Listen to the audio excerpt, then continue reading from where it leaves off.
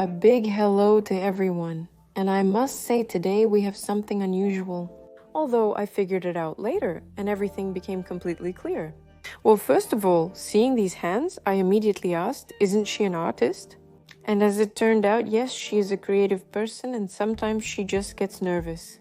That's exactly why her nails are in such a state, and the best part is that it's absolutely fixable. The thing is, the girl is on edge, completely unconsciously, just digging at her nails with her index fingers. I already have similar videos and now this case is just, well, let's say, complex and deep. That is, she dug all this significantly here, but this doesn't mean that the problem is unsolvable.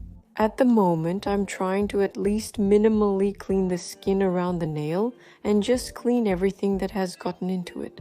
Yes, there is dirt on the nail, but that doesn't mean she doesn't wash her hands or got dirty.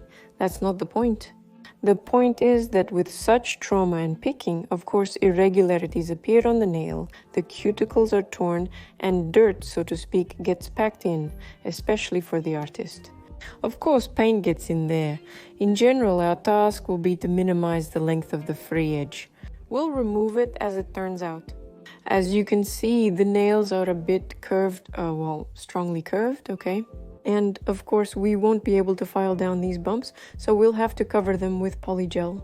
Or you could say prosthetize, I'm not afraid of this word, there. And now I'm removing with a ceramic burr, by the way, it's so cute, it's pink, so nice. I'm removing the remnants of the cavities with a ceramic burr. I'm cleaning all these yellow spots, everything we don't like, everything that's not pretty, everything needs to be cleaned. Let's not claim there's a deadly fungus here. There is no fungus present. And in general, diagnosing through a screen is of course not very sensible, I'll tell you honestly, because only a doctor can make such a diagnosis after you've taken tests.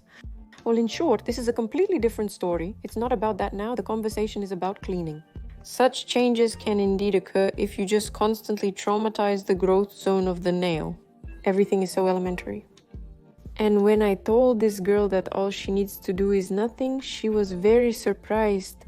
Of course, I explained to her that by nothing, I meant she simply shouldn't touch her nails anymore. And we agreed that from that moment on, while I'm trying to help her, she won't interfere with these nails in any way. I allowed her to use oil at most. I'll show it later. Because, well, I encountered that clients even need to be explained how to properly rub in the oil. That is the whole philosophy of using the oil. People don't consider this as it's not part of their job description.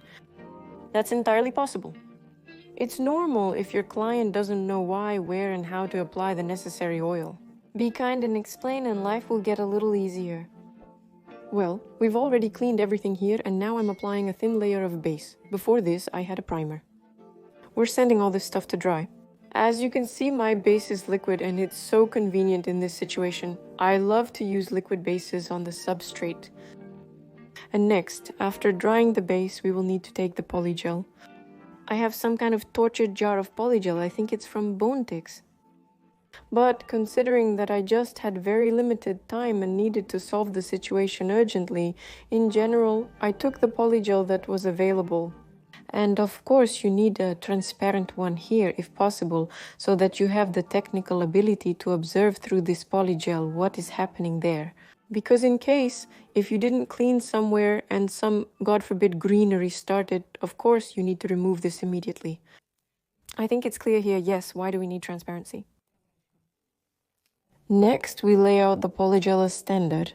Yes, these two nails will be voluminous, but they will be smooth. And this means that when she touches them, they won't bother her, and she won't continue to pick at them. If she can wear this for at least 10 to 12 days, it will be an absolute victory. Then she will come back, we will take it off again, clean everything again, and prosthetize it again.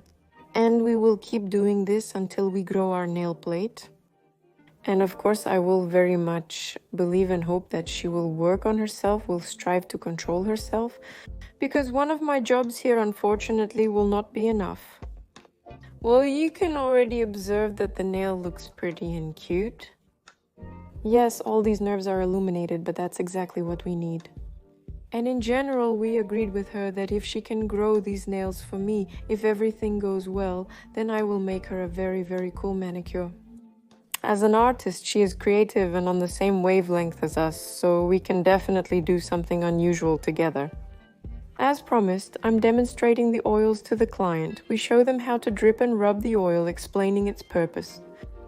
And to improve blood circulation, to make the nails grow faster, faster, and faster, we've done all this. We ended up with these two beauties that look a bit like pancakes, but that's what we need for now. And don't forget, time was limited. Sometimes you can make do with what you have. At least some problems are solved. Now we await the results. We're keeping our fingers crossed and wishing her luck, as she'll be reading the comments. We need to show our support.